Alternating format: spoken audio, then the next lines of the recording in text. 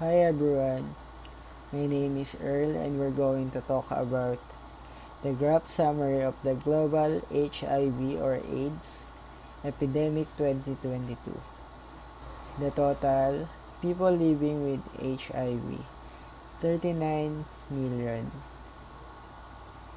HIV 1.3 million, and the total people dying from HIV 630,000.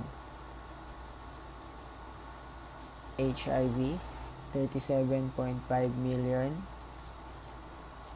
and adult people acquiring HIV and people dying from HIV 500, and this is the women and women acquiring HIV 540,000, and women dying from HIV 230,000. And now this is the men living with HIV during 2022, and men acquiring HIV 640,000, and men dying from HIV 310,000. And now this is the children living with HIV 1.5 million, and children acquiring HIV 130,000,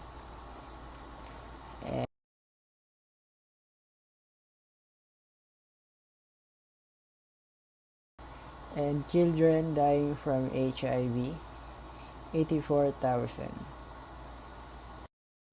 Acquired immunodeficiency syndrome is a complex medical condition caused by the human immunodeficiency virus. HIV weakens the immune system, making it difficult for the body to fight off infections and diseases. Here are some key points and information about AIDS. I'm Colwyn Garcia and I'm here to explain how does the HIV can be transmitted from one person to another. So, HIV can spread through blood, semen, vaginal or rectal fluid, anal or vaginal unprotected sex, and needle sharing. This is how HIV can be passed from one person to another.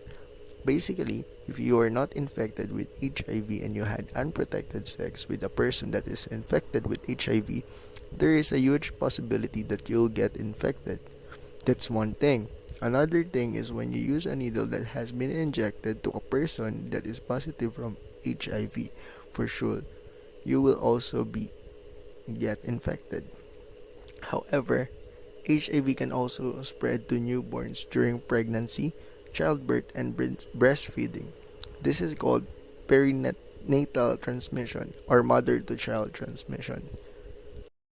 My name is Davin Merin and I'm here to tackle the strategies to prevent HIV. So first would be practicing safe sex by using condoms. So by using condoms, it can offer an impermeable barrier preventing the bodily fluids that contain active HIV from entering a partner during sexual intercourse and avoid infecting that person. The second one would be the avoiding of sharing needles and syringes. The usage of needles from person to person can allow the transfer of blood that carries HIV to another person, which can cause them to be infected. The third one would be taking the pre exposure prophylaxis or the PrEP for individuals at high risk of HIV. So, after having a sexual intercourse with a person infected with HIV, taking the pre-exposure prophylaxis can help reduce the risk of getting infected.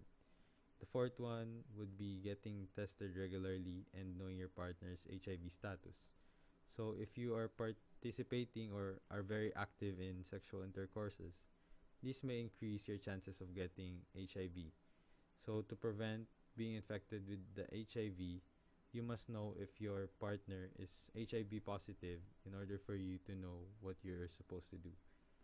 The last one would be eliminating mother to child transmission through medication and avoiding breastfeeding when necessary.